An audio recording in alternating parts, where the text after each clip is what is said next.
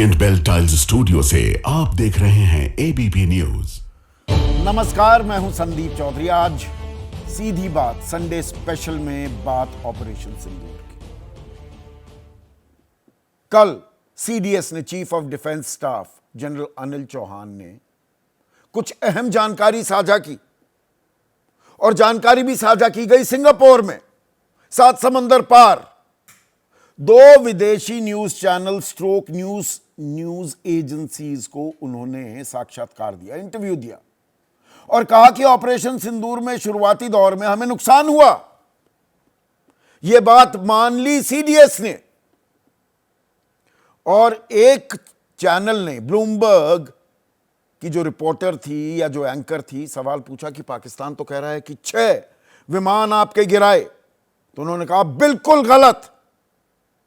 लेकिन साथ ही साथ यह जोड़ दिया कि संख्या जरूरी नहीं है, यह जरूरी है कि उस नुकसान से हमने क्या सीखा और उसके बाद की कार्रवाई क्या की और वो कितनी सटीक थी।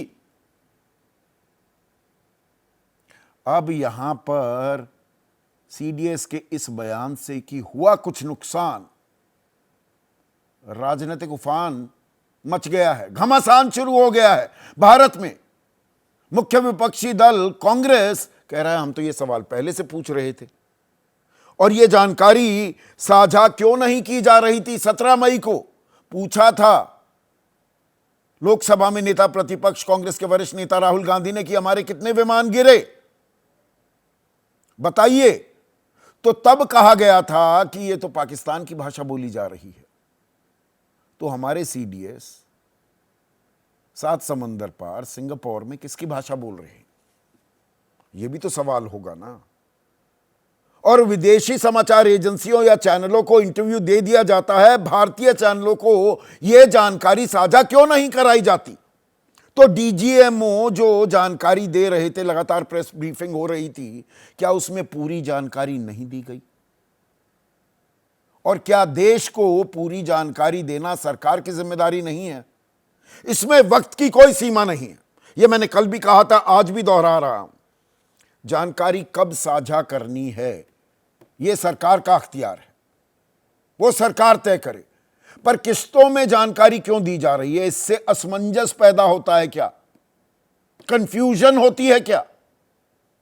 और क्या यह कंफ्यूजन दूर करने के लिए दरअसल संसद का विशेष सत्र अब अहम हो जाता है? संसद में देश की सबसे बड़ी पंचायत में सरकार जानकारी दे, जैसे सर्वदलीय बैठकों में देती है, और विपक्ष ने कहा कि सरकार ने जो बताया हम उसके साथ हैं।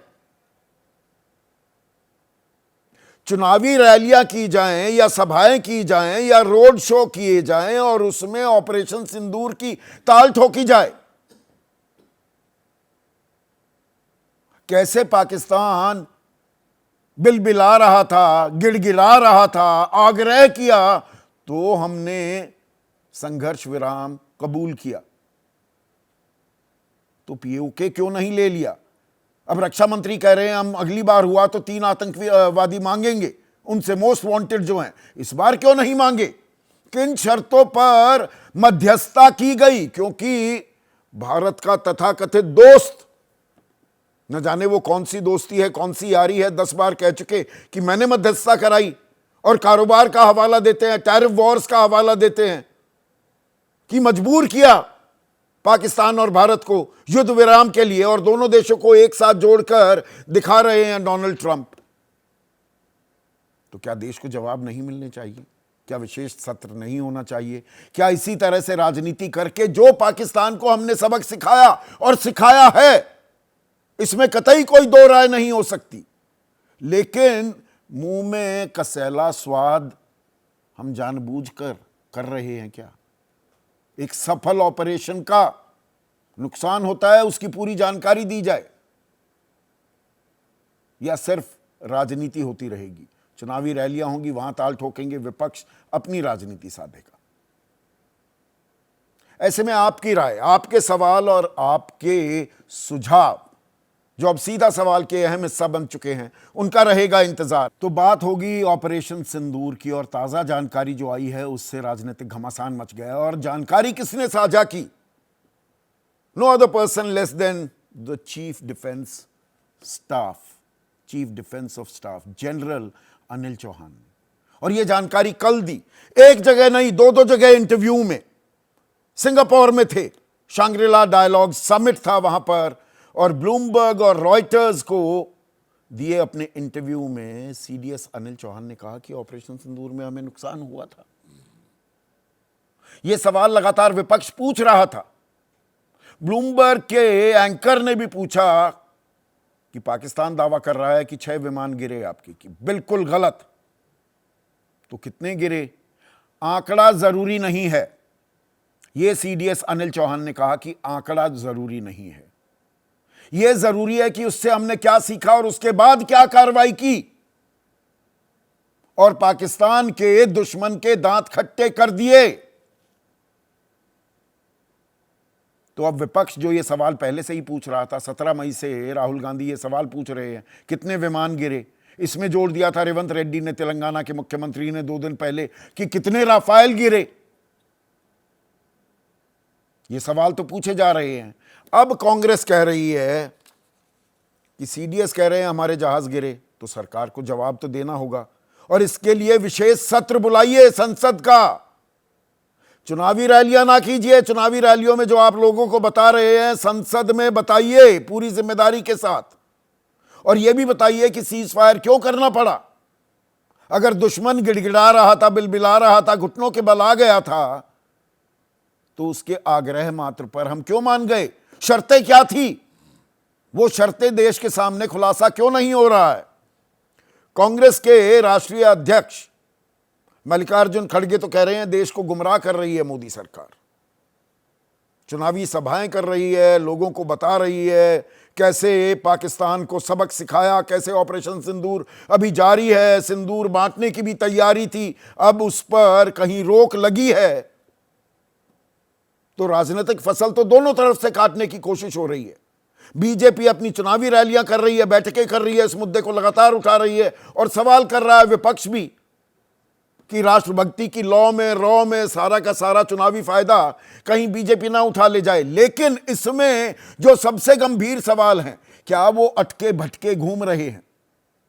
नुकसान होता है युद्ध में, कोई बड़ी बात नहीं, उसकी तफसील भी जब सरकार को देनी है दे, ये नहीं कल ही देनी है। पर सवाल यह है, जब सीडीएस दे रहे हैं, ये किस्तों में जानकारी क्यों दी जा रही है?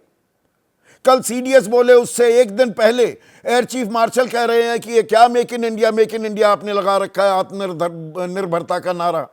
इससे फौज का काम, इससे देश की रक्षा नहीं हो सकती।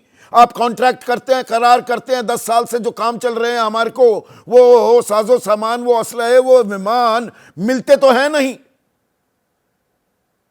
जो तेजस का हाल है, 2010 में पहला करार हुआ 83 विमान का, 2021 में फिर उसके लिए करार हुआ, 2034 में देने हैं। उसमें से जो इंजन आने हैं जी, वो इंजन 2 साल से दे नहीं रहा। तो हमें यही नहीं पता कि विमान कब आएंगे। क्या वो दरअसल अपनी हताशा का इजहार भी कर रहे थे परसों air chief marshal AP Singh? क्योंकि सवाल अब विमानों के नुकसान से भी जुड़ रहा है।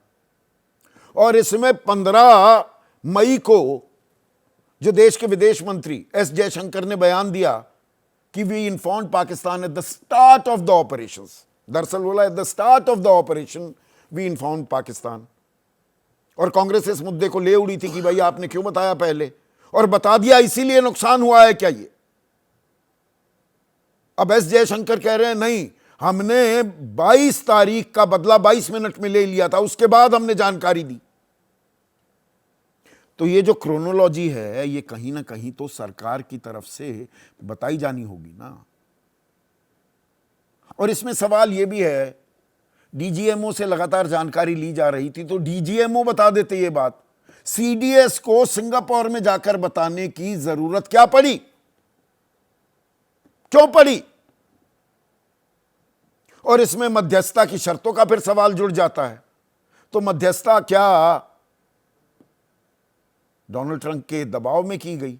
10 बार कह चुके हैं वो, तो वो दोस्त हैं हमारे, तो दोस्त को आईना तो दिखाना पड़ेगा कि भाई आप झूठ बोल रहे हैं, जो आदतन झूठ बोलते हैं आप, दिन में 20 बार बोलते हैं। पर हमारी कूटनीति, हमारी रणनीति, देश की नीति सवालों के घेरे में क्यों आ जाए? And why don't we call is lie? वो लगातार बोले जा रहे हैं, तो सिर्फ विदेश मंत्रालय के प्रवक्ता से उस बात का खंडन किया जाए, नहीं जी, कोई तीसरी पार्टी बीच में नहीं आई थी, पाकिस्तान ने बस आग्रह किया और हमने मान लिया।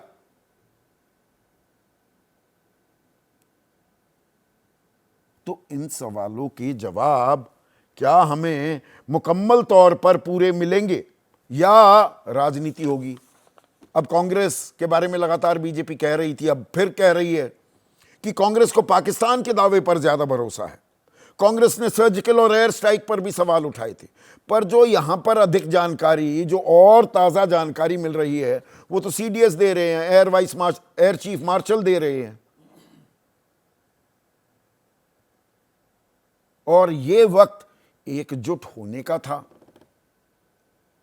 या राजनीतिक आरोप प्रत्यारोप करने का? सिंगापुर से जानकारी क्यों मिल रही है?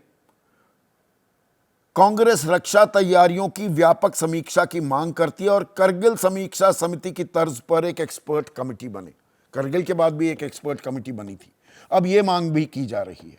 इसमें थोड़ा जिम्मेदारी पूर्ण रवैया अख्तियार कर रही है क्या कांग्रेस कि पहले एक्सपर्ट कमेटी की रिपोर्ट आ जाए? तो पर सारे साथ तो बैठ जाएं, बैठेंगे भी क्या? आज इसी पर मैं चर्चा करने वाला हूं। ऐसे में आज का सीधा सवाल, सीडीएस ने माना हुआ नुकसान, राजनीति में उफान और ऑपरेशन सिंदूर का पूरा हिसाब विशेष सत्र में मिलेगा जवाब, और जवाब मिलना चाहिए कि नहीं। चर्चा में आज मैंने किसी भी राजनीतिक दल के किसी नुमाइंदे को नहीं बुलाया, क्योंकि यह बेहद ही गंभीर राष्ट्रहित का मुद्दा है। इसमें राजनीतिक रोटियां वो तो सेकने से मानेंगे नहीं राजनीतिक दल, और ताली दोनों हाथों से बजती है। यह बात मैं बिल्कुल साफ बिना लाग लपेट कह रहा हूं। राजनीति हो रही है, पर क्या वो जरूरी है? मेरा यह मानना है कि बिल्कुल गैर जरूरी है। पर कुछ सवाल जो उठे हैं, क्योंकि ये देश की सुरक्षा संप्रभुता का मामला है, उन सवालों के जवाब तो मिलने चाहिए ना। कि नुकसान हुआ है, कितना नुकसान हुआ, क्या उसके चलते मध्यस्थता करनी पड़ी, मध्यस्थता में क्या अमेरिका का दबाव था? इन सवालों की क्या जवाब नहीं मिलने चाहिए? और इसीलिए आज मैंने a very brave soldier and a proud soldier, major general Sanjay Meston retired, देश के जाने माने राजनयिकों में से एक, and a very proud Indian, Deepak Vohra. अब देखिए, यह भी कहना पड़ता है आजकल, क्योंकि राष्ट्रभक्ति का भी एक पैमाना, एक तराजू बना दिया है बहुत से लोग कि मैं राष्ट्रभक्त बड़ा, तुम छोटे राष्ट्रभक्त। वो राष्ट्रभक्ति का भी ढिंडोरा पीटा जा रहा है, आलम यह हो गया है। और 4 वरिष्ठ पत्रकार दबंग दिबांग मेरे साथ हैं। आशुतोष सत्यहिंदी.com नाम का डिजिटल प्लेटफॉर्म भी चलाते हैं। इस पैनल में सबसे युवा लेकिन तजुर्बा अच्छा खासा है आदेश रावल, और वरिष्ठ पत्रकार विनोद अग्निहोत्री मेरे साथ स्टूडियो में मौजूद हैं। जनरल मेस्टन, कल सीडीएस जनरल अनिल चौहान ने जो जानकारी दी, ये माना कि हमें नुकसान हुआ। On 7th at the initial stage we suffered losses. और ब्लूमबर्ग में तो सवाल पूछा गया, भाई 6 विमान गिराने का दावा कर रहा है पाकिस्तान की, ये बिल्कुल गलत है। लेकिन साथ ही साथ उन्होंने ये भी माना कि हां, आंकड़ा जरूरी नहीं है, पर हमने सबक क्या सीखे वो जरूरी है, और उसके बाद जवाबी कार्रवाई हमने क्या की। तो ये जानकारी जनरल मेस्टन सिंगापुर में जाके साझा क्यों की जाती है? ये तो हमारे डीजीएमओ हमें बता देते। ये सवाल पूछे जा रहे थे, इनके सवाल यहीं दे दिए जाते तो बेहतर नहीं होता क्या? संदीप, आपने बहुत अच्छे विषय उठाया है, लेकिन मैं जो भी बोलूंगा सिर्फ फैक्ट्स बोलूंगा, और फैक्ट्स पे ही मेरा सारा ये बेसिस आधार रहेगा। नंबर 1, 10 तारीख को हमारे DG air ops air marshal Bharti ने बहुत सही लफ्जों में बोला था, करेक्ट जो इनके इत्तेफाक थे, मैं रीड कर रहा हूँ, losses are part of any combat situation but all pilots are safe. Yes, बिल्कुल ठीक कहा। हाँ बिल्कुल। तो ये 10 तारीख को देश के सामने और पूरे विश्व ने भी सुना है कि लॉसेस हुए हैं, उसमें कोई डाउट नहीं, बट पायलट्स आर सेफ। और वही सीडीएस ने अभी वही स्टेटमेंट बोला है। तो नहीं, कहने का मतलब उसमें देखिए बात यहां पर अब विमान पर भी आ गई। सवाल तो तब भी उठे थे जब एयर मार्शल ए.के. भारती ने यह कहा कि आप पायलट्स आर सेफ, यानी कि क्या विमान सेफ नहीं है। यहां पर तो वो अलग एक कदम आगे चले गए ना जनरल मेस्टन, कि the numbers are not important. मतलब he is not denying the numbers ना, उन्होंने 6 का फिगर उसे डिनाई किया, बाकी डिनाई नहीं किया। तो ये जानकारी ये 7 समंदर पार क्यों बता रहे हैं, यहां बता दीजिए ना, संसद में बता दीजिए ना सर। नहीं, देखिए वो संसद की जहां तक बात है उस पर मेरे को कोई कमेंट्स नहीं है, क्योंकि मैं तो सिर्फ एक फौजी के तौर पे बोल रहा हूँ। जी, फौजी जनरल को ये पूछा गया सीडीएस को, और उन्होंने बहुत ईमानदारी से वही रिपीट किया है जो सीडीएस ने सॉरी एयर मार्शल ने बोला था, एयर मार्शल भारती ने वही रिपीट किया है। लेकिन ये एक्सेप्ट किया है कि लॉसेस हुए हैं, और उन्होंने भी एक्सेप्ट किए थे। और नहीं जहां नहीं, तक अब वही देखिए राजनीतिक और सैन्य पहलू, और मैं कभी भी सेना, I respect you too much sir, मैं आपको राजनीति, वो गंदी राजनीति जो है हमारे देश की, उसमें मैं बिल्कुल नहीं आपको उलझाऊंगा। पर यहां नहीं, बिल्कुल। उलझाने की कोशिश हो रही है ना जनरल मेस्टन भाई। एक तरफ राजनीतिक फायदा लेंगे, पाकिस्तान गिड़गिड़ा रहा था, बिलबिला रहा था, ऑपरेशन सिंदूर अभी जारी है, संघर्ष विराम की जानकारी हमें डोनाल्ड ट्रंप से मिलती है, तो ये इतने अंतर्विरोध क्यों किए जा रहे हैं? ये देखिए, देश है क्या? मेरा कहने का मतलब है, ये पहली बात, कोई भी लड़ाई होती है या कोई भी कॉन्फ्लिक्ट होती है, उसका एक मुद्दा होता है और इरादा होता है। और लड़ाई में हमेशा इरादा बहुत क्लियर होता है। लड़ाई में पहली बात, कोई रनर्स अप नहीं होता है, सिर्फ विक्ट्री होती है और एक ही पार्टी जीतती है। हमारा एम बहुत क्लियर था। और जब ये कोई भी मिशन होता है, चाहे आर्मी करे, मैं एज आर्मी में डिफ कमांडर रहा हूँ, ब्रिगेड कमांडर रहा हूँ, कमांडिंग ऑफिसर है, हम जब भी कुछ करते हैं हम फोकस करते हैं सिर्फ मिशन में। मेरा मिशन क्या है? मेरा मिशन, मान लिए मेरे को ये दुश्मन की पोस्ट को कब्जा करना है, ये अगर मेरा मिशन है तो उस समय हम पूरी ताजवीज से प्लानिंग करते हैं, और इसमें भी ताजवीज से प्लानिंग की गई थी। मिशन क्या था? मिशन यह था कि 9 टेररिस्ट कैंप्स को बर्बाद किया जाएगा, और 2 उसमें ये पंजाब में भी थे, भावलपुर और मुरीद के, जहां पर एलएटी और जैश ए मोहम्मद के हेडक्वार्टर्स है, उसको टारगेट किया गया। वो हमने अचीव किया कि नहीं? जवाब है हुआ। नहीं नहीं, बिल्कुल वो achieve हुआ सर। इसमें हाँ, थोड़ा बिल्कुल, सा बिल्कुल। इसमें और नहीं, डिटेलिंग में, एक मिनट, आपकी इजाजत से जनरल मेस्टन, इसमें भी कुछ डिटेलिंग में जाना पड़ेगा ना। 15 तारीख को जो देश के विदेश मंत्री एस जयशंकर ने कहा कि at the start of the operation, यानी कि at the start of operation Sindoor we informed Pakistan.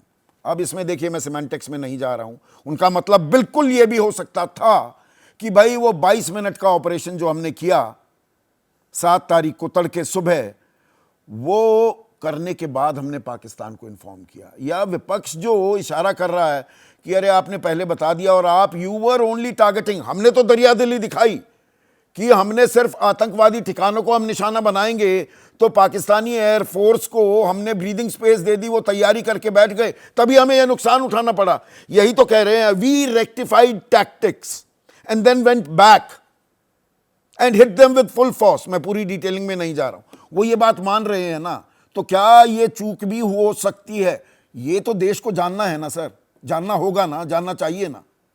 देखिए, मैं आपको मिलिट्री पॉइंट ऑफ व्यू से बता रहा हूँ। पहली बात, हमारे भी कुछ वेटरन्स को बुलाया गया था और हमें ब्रीफ किया गया है भारतीय सेना द्वारा। और उस ब्रीफिंग में बहुत साफ बताया गया था कि ऑपरेशन ये कंडक्ट करने के बाद, जो 23 मिनट का ऑपरेशन था, उसको कंडक्ट करने के बाद हमारे डीजीएमओ ने उनके डीजीएमओ को बताया है। ये मैं आपको अथॉरिटी के साथ बोल रहा हूँ, हमें ब्रीफ किया गया नहीं, है। ये तो तरीका है, ये तो बिल्कुल स्टैंडर्ड ऑपरेटिंग प्रोसीजर हाँ, है। बिल्कुल। अब विदेश मंत्री ने जो बोला है, मेरे को उस पर कोई कमेंट्स नहीं है। वो स्लिप ऑफ टंग हो सकता है या उसकी सिमेंटिक्स है कि आप एट द स्टार्ट में उसको कैसे हम देख सकते हैं। पर देखिए, ऑपरेशन का डायरेक्टिव कौन प्लान कर रहा था? इंडियन आर्म फोर्सेस सीडीएस के अंडर में। और हम लोग को जो वहां पर ब्रीफिंग है, और ये मेरे ख्याल ऑपरेशन के 2 दिन के बाद कई वेटरन्स को बुला के बताया गया था। तो एक और सवाल जनरल मेस्टन, यहां पर एक और अहम बात कही सीडीएस जनरल अनिल चौहान ने। उन्होंने कहा, it is my personal view that most rational people are people in the uniform when conflict takes place. सबसे सूझबूझ समझदारी वाले लोग जो वर्दी में होते हैं। During this operation, I found both sides displaying a lot of rationality in their thought as well as actions. अब वहां पर अमेरिकी राष्ट्रपति डोनाल्ड ट्रंप कह रहा है अरे परमाणु युद्ध का खतरा हो गया था, यहां भी बोला जा रहा है गीदड़ भभकी दी जा रही थी परमाणु युद्ध की, सीडीएस कह रहे हैं ऐसा कुछ था ही नहीं।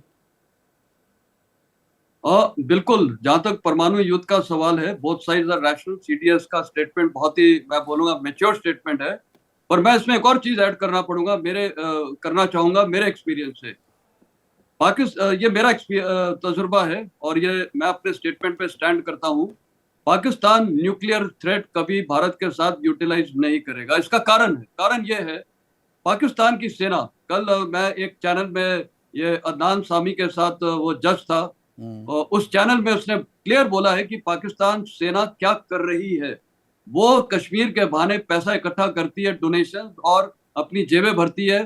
तो जो वो सेना, जो जनरल्स हैं, आपने देखा सारे जनरल्स बाद में सेटल होते हैं बाहर देशों में, और वो पैसा उनके पास इतना है कि वो उनको मजे करने, अय्याशी करनी है। तो क्या वो ऐसा सुसाइड मिशन करेंगे कि अपने को मरवा दें? नहीं।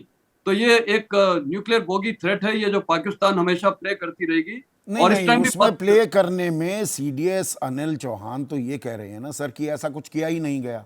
यहां हमें बता रहे हैं नेता कि भाई गीदड़ भभकी दे रहा था। डोनाल्ड ट्रंप भी कह रहे हैं न्यूक्लियर फ्लैश पॉइंट आ गया था, मैंने इंटरवीन किया, कारोबार की गाजर लटकाई और मध्यस्थता करा दी। देखिए, डोनाल्ड ट्रंप को तो आप भी जानते हैं और मैं भी जानता हूं और पूरा विश्व जानता है। क्या उनकी बातचीत पे हम सीरियस ले सकते थे? फैक्ट ये है। नहीं, हम सीरियसली तो लेते हैं, हम उनकी जीत की प्रार्थना करते हैं, हम यज्ञ करवाते हैं, हम हवन करवाते हैं, मोटेरा स्टेडियम उनको लाते हैं, 1 करोड़ 20 लाख लोग तालियां बजाते हैं, एम्बेसडर दीपक वोरा, ये तो हम करते हैं। हम तो कहते हैं ना Donald Trump my friend, but वो ऐसी दोस्ती यारी निभा रहे हैं क्या मध्यस्थता की 10 बार राग अलाप कर?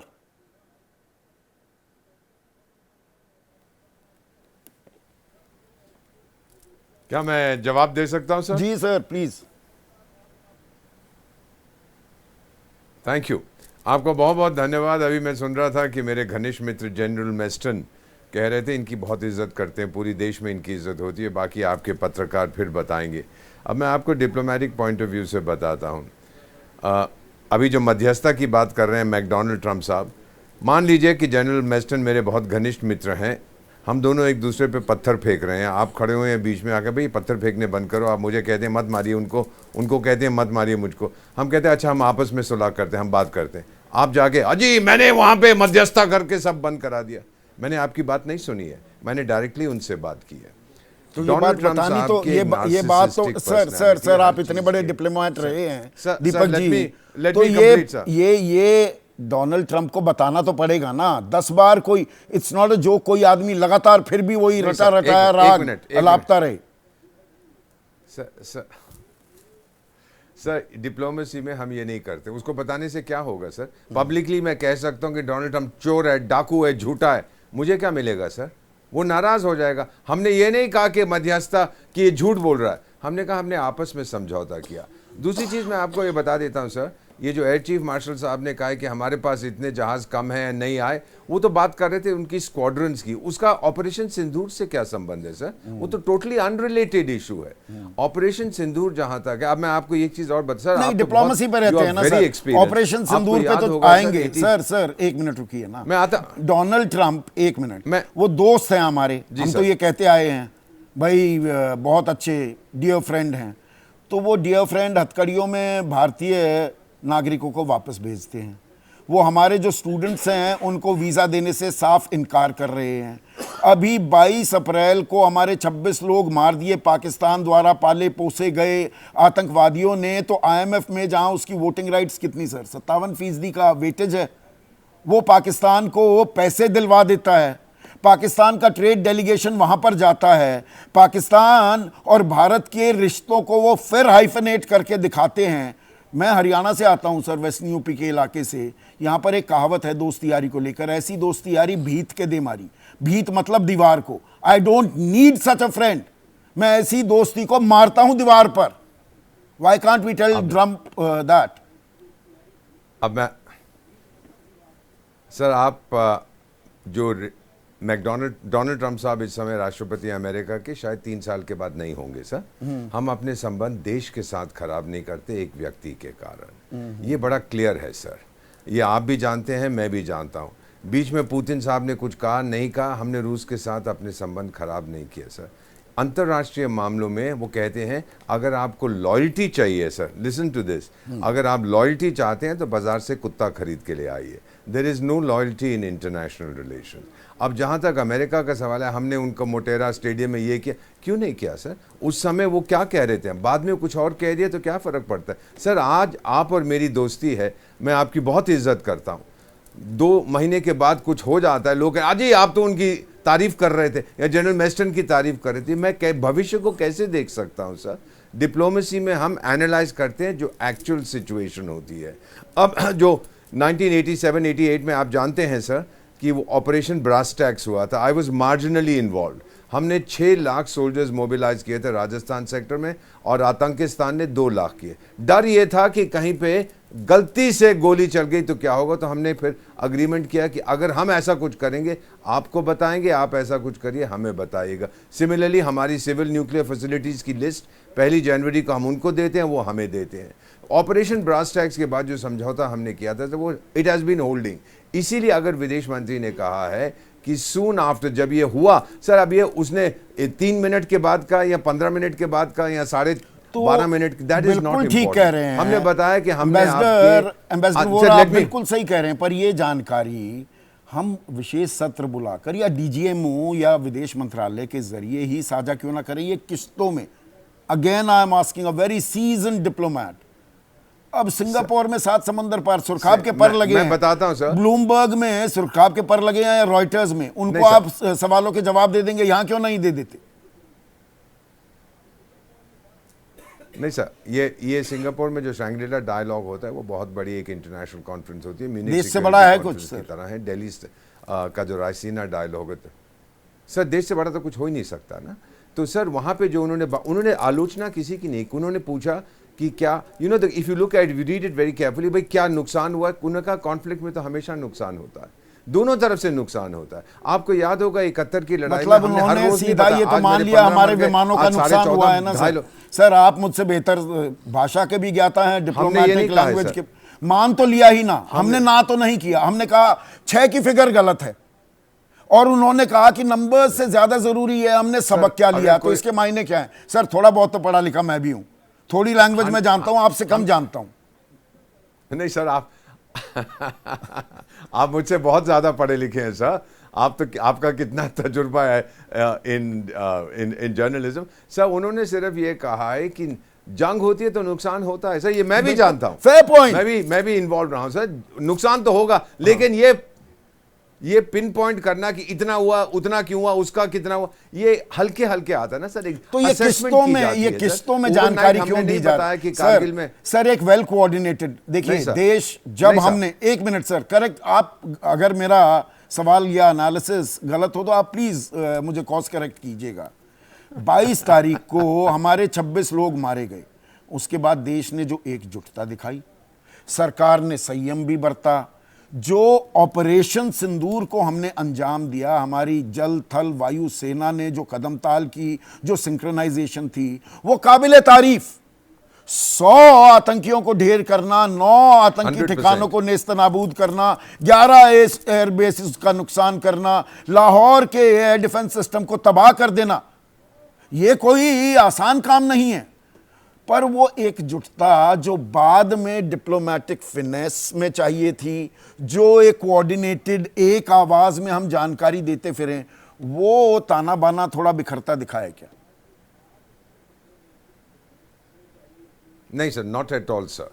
हम लोग सच्चाई में विश्वास करते हैं और जिसने जो कहा है, किसी ने ये नहीं कहा कि हमसे गलती हो गई, नहीं करना चाहिए था। ये तो फिर पॉलिटिकल लीडर्स हमारे जो हैं वो जो कहेंगे, लोग तो कुछ कहेंगे ना सर, लोगों का काम है कहना। रियलिटी ये है कि हमने उनके जो टेररिस्ट कैंप्स थे उनको नहीं, उसी में जो रैलियों में, चुनावी रैलियों में, और मैं अब आपको राजनीति में नहीं घुसाना चाहूंगा एम्बेसडर दीपक वोरा दिबांग, पर राजनीतिक जो नैरेटिव, जो शब्दावली, भाषा, बोली का इस्तेमाल हो रहा है, और जो हमें जानकारी मिलती है सीडीएस अनिल चौहान हो या डीजीएमओ से या air chief marshal AP Singh से, उसमें तो काफी कुछ दिन रात का अंतर दिखाई देता है। जी हाँ, काफ़ी ये चौंकाने वाला, एक तरीके से हलचल मचाने वाला उनका बयान रहा सीडीएस साहब का, अनिल चौहान साहब का। मेरे ख्याल से संदीप, आप जैसे पत्रकारों से वो नहीं मिले होंगे, या मैं ये कहूँ कि अगर आप जनरल विपिन रावत की बात करें, वो भी सीडीएस थे, मेरी उनसे मुलाकात हुई और उन्होंने बताया कि किस तरह से उन्होंने मिलिट्री मीडिया स्ट्रेटजिक स्टडीज़ में पीएचडी की है, 3 साल उन्होंने इसको पढ़ा। अगर वो मीडिया पर और थोड़ा पढ़ लिए होते चौहान साहब, तो शायद इस तरीके से बात नहीं करते, जिसमें अगर आप गंभीरता से देखें, मैं देख रहा हूँ मेरे जो पूर्व में वक्ता थे उसको डिस्काउंट कर रहे हैं, पर आप देखिए उनको गंभीरता से वो क्या कह रहे हैं। वो कह रहे हैं लॉसेस की बात कर रहे हैं, यानी 1 से ज़्यादा विमान देवर, जब उनका उल्लेख कर रहे हैं दूसरे इंटरव्यू में, वो डाउन की कहते हैं कि वो गिराए गए, तो देवर यानी 1 से ज़्यादा विमान की बात है। पिछली बार मैंने आपसे कहा था कि सबसे ज़्यादा बड़ा सवाल ये है कि क्या हमारा रफाल गिरा, और क्या उसको गिराने में चीन की जो नई मिसाइल है PL-15E, PL-15 उसका इस्तेमाल हुआ। वो एक बहुत बड़ी बात है, क्योंकि देखिए 2 देश जब आपस में लड़ते हैं तो दुनिया भर के बाकी देश उस पर नज़र गड़ाए रहते हैं, ये देखने के लिए कि अत्याधुनिक हथियार कौन से इस्तेमाल हुए, किसके इस्तेमाल हुए, किसके कामयाब हुए, किसके फेल रहे।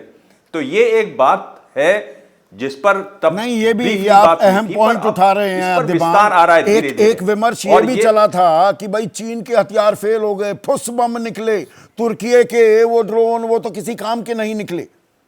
तो कहानी आधी अधूरी, आधी हकीकत, आधा फसाना भी परोसा जा रहा था ना विमर्श के नाम पर। जहां पर ये जो चीन का जो मिसाइल मैं बता रहा हूं, इस पर दुनिया भर की नज़र है संदीप।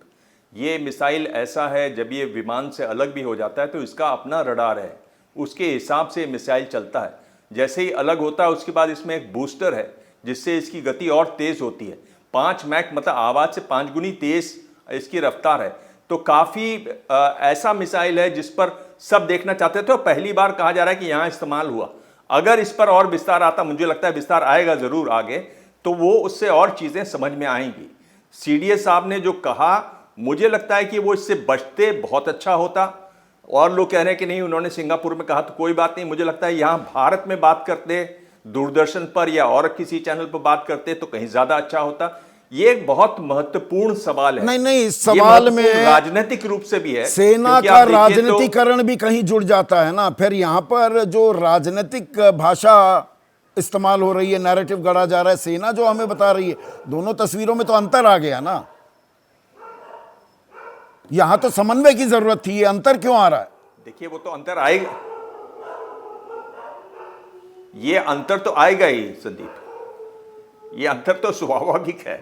आप मुझसे पूछ रहे हैं, देखिए जिस तरह की बातें एक राजनेता कर सकते हैं, जितना उनको छूट मिली होती है अपनी बात को कहने का न कहने का। आप सुन रहे थे दीपक जो बता रहे थे ट्रंप के बारे में, आप इतना उनको छूट मिली होती है, जबकि सेना का जो व्यक्ति है वो साफ बात करता है, सीधी बात करता है, वो राजनेता नहीं होता, वो सच बोलता है, साफ बोलता है। अब ये मौका शायद वो नहीं है जब आप इस तरीके से विदेशी मीडिया के आगे बैठकर इस तरह की बातें करते। या तो आप स्ट्रेटजी के रूप में कह रहे हैं कि नहीं, यहाँ पर सरकार पर देखिए सवाल पूछना आपका मेरा काम है दिबांग, मैं तो लगातार ये मेंटेन करता हूं, जवाब देने का अख्तियार अधिकार तो सरकार का है ना। जब उन्हें लगे कि ये अब माकूल मौका आ गया, ये उपयुक्त वक्त है, तब जवाब दिया जाए। ये किस्तों में जवाब क्यों आ रहे हैं? किस्तों में जवाब आ रहे हैं, वही सवाल पैदा करता है, वही ये बताता है कि किस्तों में सवाल की जरूरत क्या है। और जिस तरह की भाषा का इस्तेमाल हो रहा है बड़े नेताओं की तरफ से बीजेपी में, बार बार जो इस्तेमाल हो रहा है, यही शक पैदा करता है कि कहीं जो हुआ और जो कहा जा रहा है उसमें अंतर तो नहीं है। और उसमें फिर इस तरह की बातें जो सीडीएस साहब ने कही वो भी आ जाती हैं। तो कुल मिलाकर स्थिति को और ज्यादा नहीं, इसको और ये मतलब इतना आसान या इतना छोटा मामला नहीं रह जाता है। जा रहा है वो है नहीं। एक मिनट दिबांग, आशुतोष, वो सवाल मतलब राहुल गांधी अगर सवाल पूछ रहे हैं, और यहां तो ना काहू से दोस्ती ना काहू से बैर। राहुल गांधी ने जब सवाल पूछे थे, मुझे लगा था गैर वाजिब है अभी ये सवाल पूछना, हमारे विमान गिरे या ना गिरे, वो कोई जरूरी नहीं था 17 मई को। पर तब कहा गया कि भाई पाकिस्तान की भाषा बोल रहे हैं राहुल गांधी, तो कल जो सीडीएस जनरल अनिल चौहान बोले वो किसकी भाषा बोल रहे हैं फिर? देखिए ये संदीप, जो ये एक, विमर्श, मतलब ये बिल्कुल सतही विमर्श जो हावी हो रहा है, इसका भी तो भंडाफोड़ करना जरूरी है ना। देखिए देखिए संदीप, ये बड़ी अफसोस की बात यह है कि दरअसल सीडीएस अनिल चौहान को टारगेट करने की कोशिश की जा रही है और ये सवाल पूछा जा रहा है कि दरअसल उन्होंने सिंगापुर में क्यों बोला, ये सारी बातें क्यों कर रहे हैं। ये दरअसल ये वो लोग इस तरीके के सवाल खड़े कर रहे हैं जो दरअसल चाहते ही नहीं कि जब देश इतने बड़े संकट में था तो हिंदुस्तान की लीडरशिप ने अच्छा फैसला किया, गलत फैसला किया, ये किस तरीके का फैसला किया। लोकतंत्र के अंदर हर नागरिक को ये जानने का अधिकार है कि जब देश पर सबसे बड़ा संकट था तब हिंदुस्तान की लीडरशिप का फैसला कैसा था, क्या वो उस कुर्सी पर बैठने लायक थे, क्या उन्होंने इतना बड़ा फैसला करने की स्थिति या टैलेंट उनके अंदर था या नहीं था।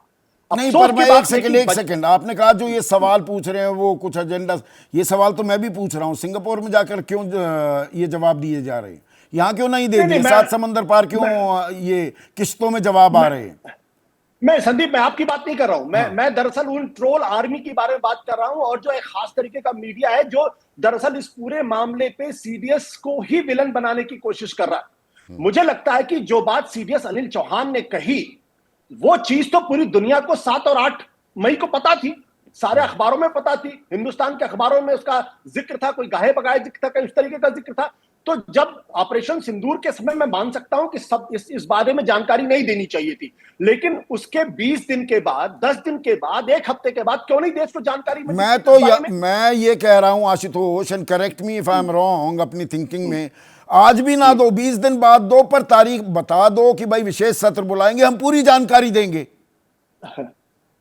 मैं जो प्रश्न खड़ा कर रहा हूं संदीप, वो प्रश्न बहुत वाजिब सवाल है। क्या जो बात सबको मालूम था, ये कोई ऐसा रहस्य नहीं था जिसके बारे में किसी को, उसको छुपाने की कोशिश क्यों की जा रही थी, क्या कारण? ये महत्वपूर्ण सवाल है। और मुझे लगता है कि सीडीएस ने बहुत अच्छी बात कही, उन्होंने कहा कि गिरना महत्वपूर्ण सवाल नहीं, महत्वपूर्ण है कि क्यों गिरा। और 2 दिन के अंदर हम लोगों ने जो अपने क्या सुधार किया। हाँ बिल्कुल, हमने टैक्टिकल मिस्टेक का दूर किया और उसके बाद हमने किया। जंग होती है तो नुकसान होता है, जान माल का नुकसान होता है, हवाई जहाज का नुकसान होता है, टैंक का नुकसान होता है, इससे कोई नई बात नहीं। सवाल है कि आप इसको बताना क्यों नहीं चाहते? नहीं, इसमें एक और फिर बात जुड़ जाती है ना, तो भाई क्या ये कि भाई पाकिस्तान गिड़गिड़ा रहा था, बिलबिला रहा था, उसने आग्रह किया तो हमने संघर्ष विराम किया, और उधर so called my good friend Donald Trump वो 10 बार मध्यस्थता का राग अलाप चुका है कि मैंने मध्यस्थता कराई। तो ये बात तो जुड़ जाती है ना, फिर नुकसान कितना था कितना नहीं था, पाकिस्तान पूरी तरह से गिड़गिड़ा बिलबिला रहा था, उनका आग्रह ही मान लिया, या कहानी कुछ और भी है? नहीं, इसमें जरूर कोई ना कोई नई कहानी है। और मैं 2 चीजें, मैं अगर आप मुझे वक्त देंगे, मैं 2 चीजें बताना चाहता हूं। ये इस देश का दुर्भाग्य है कि जब देश पर इतना बड़ा संकट आया तो उसको 2 सबसे बड़ी खबरें हिंदुस्तान से नहीं मिली। सीज फायर हुआ, इस बात की जानकारी आपको अमेरिका से मिलती है, हमारे विमान गिरे, इस बात की जानकारी आपको सिंगापुर से मिलती है। हम हिंदुस्तान के अंदर ये जानकारी हमारी सरकार क्यों नहीं देती है? उसको क्या चीजें जो छुपाना पड़ता है? और दूसरी बात मैं बड़ी जिम्मेदारी के साथ कहना चाहता हूं कि डोनाल्ड ट्रंप ने जो बात कही वो कोर्ट ऑफ लॉ में जाके कही है, और अंडर ओथ कही है। हाँ, अंडर ओथ कही है। उनके वहां पर कॉमर्स सेक्रेटरी यानी कि वाणिज्य मंत्री ने वहां के, और वो वहां अगर और अंडर ओथ कही है, अगर वो गलत होगी तो पर्जरी हो सकती है, और पर्जरी के साथ साथ उनको वहां से इंपीच करना पड़ सकता है, जैसे कि बिल क्लिंटन को इंपीच होना पड़ा था। आपको याद होगा अच्छी तरीके, मोनिका लेविंस्की की वजह से नहीं, उन्होंने झूठ बोला था अंडर ओथ। तो अब जो बात, वो बात अंडर ओथ कह रहे हैं, इसको भारत सरकार क्यों छुपाना चाहती है?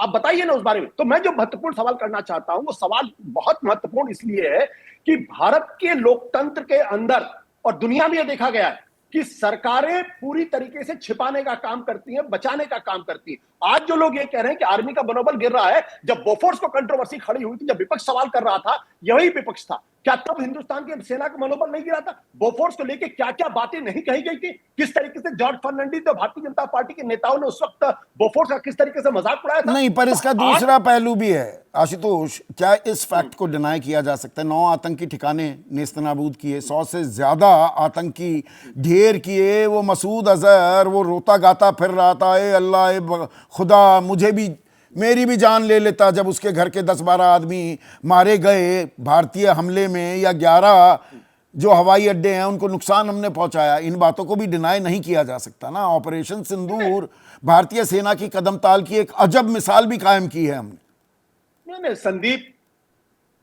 अजब मिसाल कायम की इसमें कोई दो राय नहीं है, लेकिन इस देश की पॉलिटिकल लीडरशिप ने लेट डाउन किया है।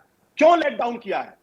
हमने बिना शर्त क्यों सीज फायर किया? आज राजनाथ जी देश के रक्षा मंत्री कहते हैं कि हमें तो हाफिज सईद मिलना चाहिए, हमें तो अजहर मसूद मिलना चाहिए। जब आप पाकिस्तान की नाक में दम करके उसकी कमर तोड़ करके आप इन दोनों को कहते हैं कि मुझे दीजिए तब हम सीज फायर करेंगे, नहीं पाकिस्तान को 2 टुकड़े कर देंगे, पीओके लेके रहेंगे, तब आपने क्यों नहीं किया?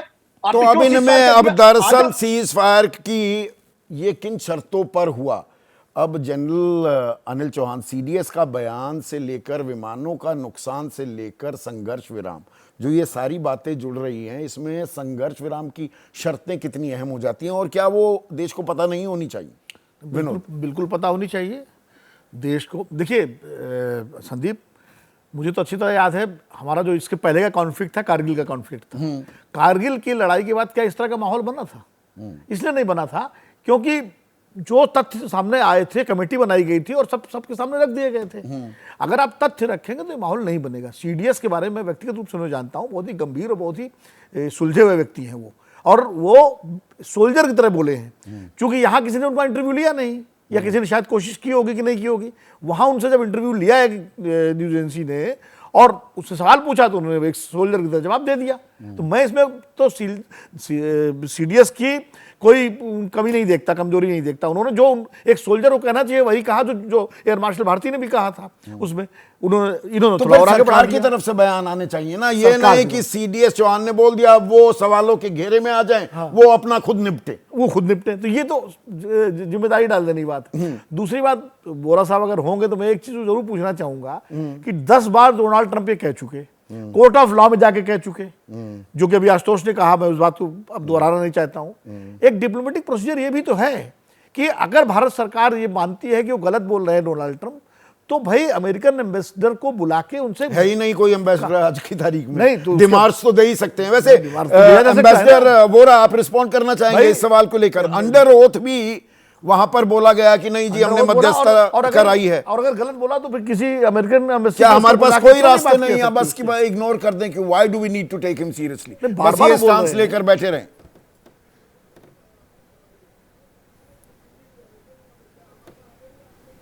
ये प्रश्न आपने मुझसे पूछा? जी जी जी एम्बेसडर साहब। जी सर, ये आपको कैसे मालूम है कि हमने डिमार्च नहीं किया है सर? किसने बताया आपको सर? नहीं, हमें किसी ने बताया नहीं, वरना पहली हेडलाइन होती सर। दीपक बोरा साहब, आप तो न्यूज रीडर भी रहे हैं, पहली हेडलाइन होती सारे अखबारों की, सर्व्ड अ डीमार्श, इशूड अ डीमार्श। तो इसीलिए सर, और सरकार ये जो बैक चैनल एफर्ट्स होते हैं ना, सबसे पहले खबर ये प्लांट होती, हमने आंख दिखा दी अमेरिका को। हम ये नहीं कहते हैं सर, हम लोग sir let me put it you like this, कई डिमांड्स हम पब्लिकली अनाउंस करते हैं, कई नहीं करते हैं। अल्टीमेटली मान लीजिए हम इसको ह्यूमिलिएट कर देते हैं, उससे हमें क्या फायदा होगा सर? हाउ डज इट, हमारी संप्रभुता पर सवालिया निशान, तो वो क्या सर हमारी सॉवरेनिटी पर देखिए, हम किसी तीसरे देश को अपने मामलों में दखल नहीं देने की इजाजत देते। एक सेकंड सर, एक सेकंड। 1972 का शिमला समझौता साफ कहता है कश्मीर का मामला ये भारत और पाकिस्तान अपने आप तय करेंगे। डोनाल्ड ट्रंप कह रहे हैं कि नहीं जी मैं तैयार हूं मध्यस्थता करने के लिए। ये हम इजाजत क्यों दे रहे हैं? ये हमारी संप्रभुता का भी सवाल है दीपक वोरा साहब। आपको किसने, कौन कह रहा है कि उसको इजाजत दी है सर? वो जो मर्जी कहता रहे सर। कल को वानुआटू का राष्ट्रपति बोलेगा मैंने मध्यस्थता किया, आप कहां जाएंगे सर?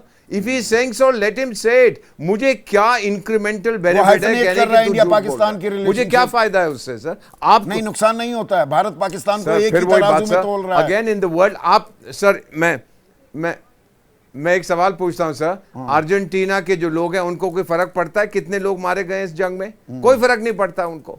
आपका क्या ख्याल है? साउथ अफ्रीका के लोगों को फर्क पड़ता है? फर्क हमें पड़ता है, फर्क दुश्मन को पड़ता है। So we have dealt with it professionally sir. वो जो कहता है उसने तो 24 घंटे के अंदर यूक्रेन रूस का जंग बनाने का वादा, बंद करने का वादा किया था। उसने तो गाजा के बारे में बहुत कुछ कहा है। तो मतलब आप ये कह रहे हैं डोनाल्ड ट्रंप, मैं ये नहीं कह रहा कि we don't take him seriously. नहीं सीरियसली, ये तो फिर वो हो गया मीठा मीठा गप गप कड़वा कड़वा थू थू, और वो हमारी बड़ाई कर दे कि अरे डोनाल्ड ट्रंप ने क्या कुछ कह दिया भारत के बारे में, और वो कुछ और कह दे तो चुपचाप बैठ जाओगे, अरे ये तो बोलता रहता है, तो झूठा है।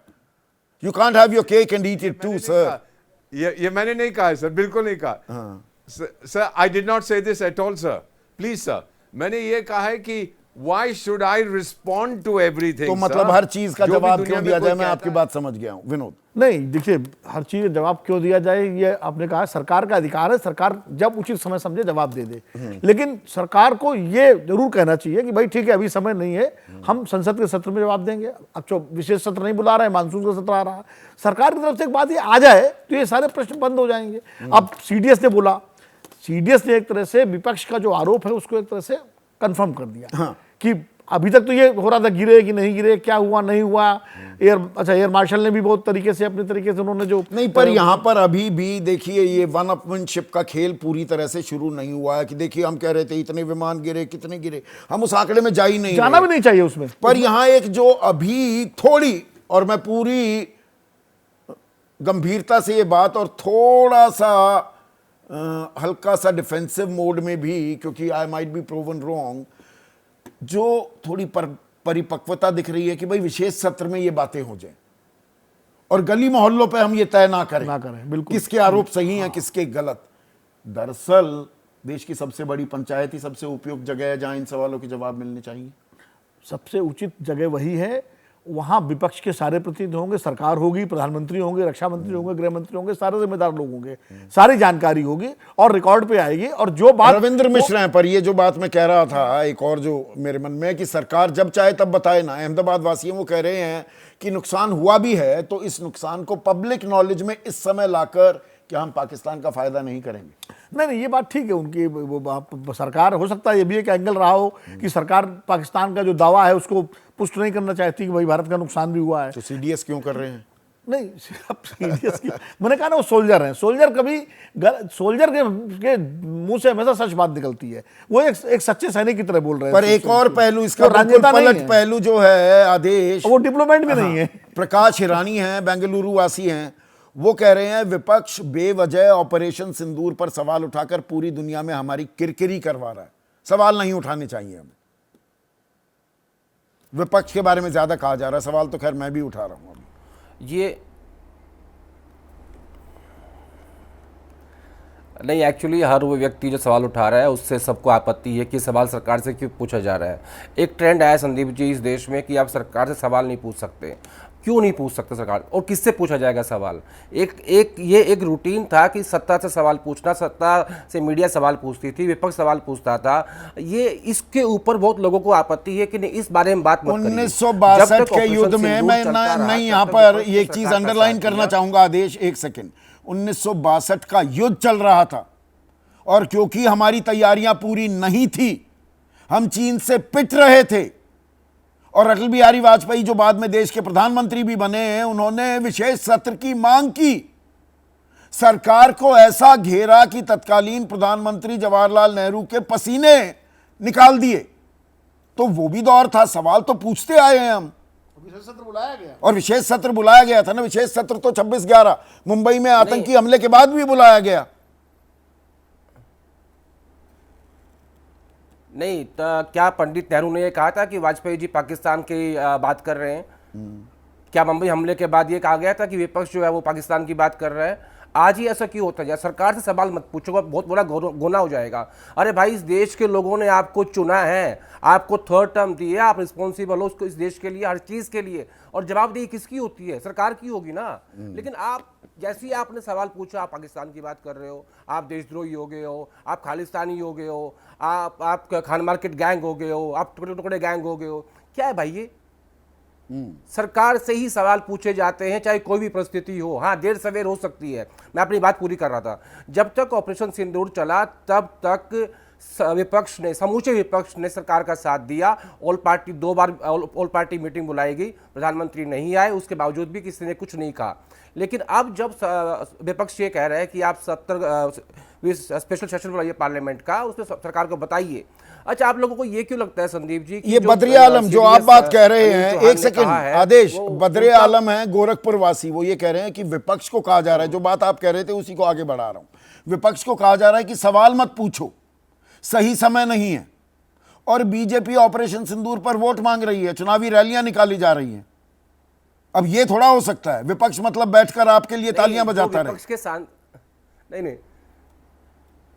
नहीं संदीप जी, विपक्ष के सांसद पूरे वर्ल्ड को बता रहे हैं कि देखिए हमारे ऊपर किस तरीके से आतंकी हमले हो रहे हैं और हमारे ऊपर ये दिक्कत है।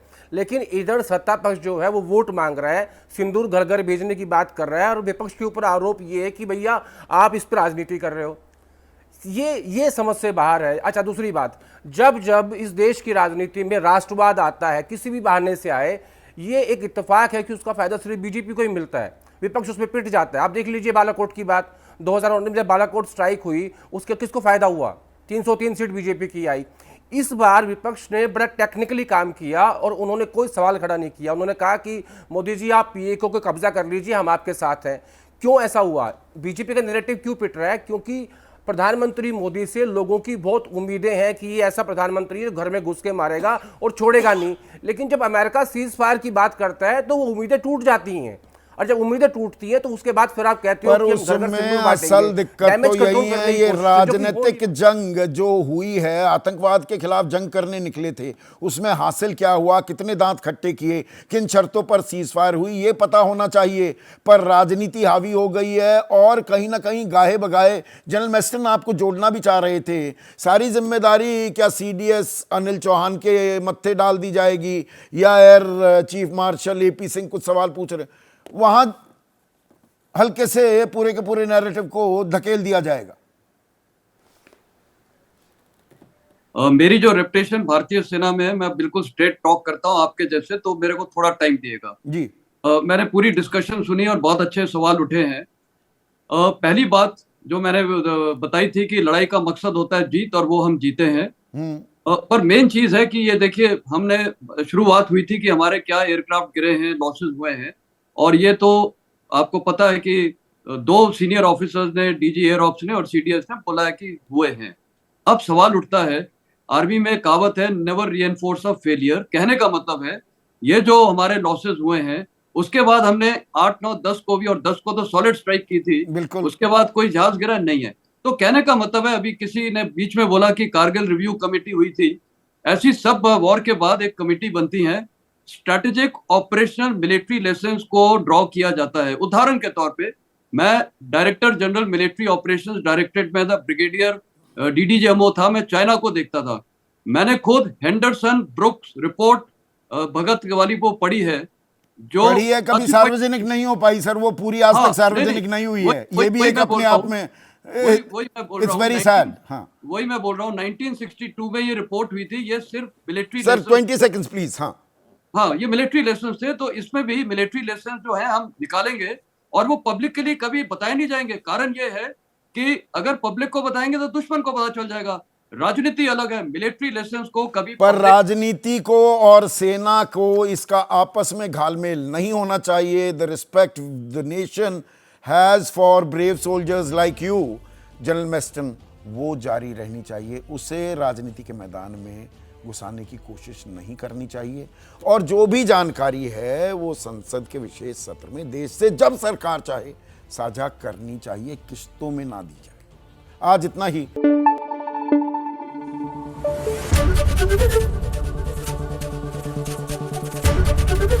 एबीपी न्यूज आपको रखे आगे।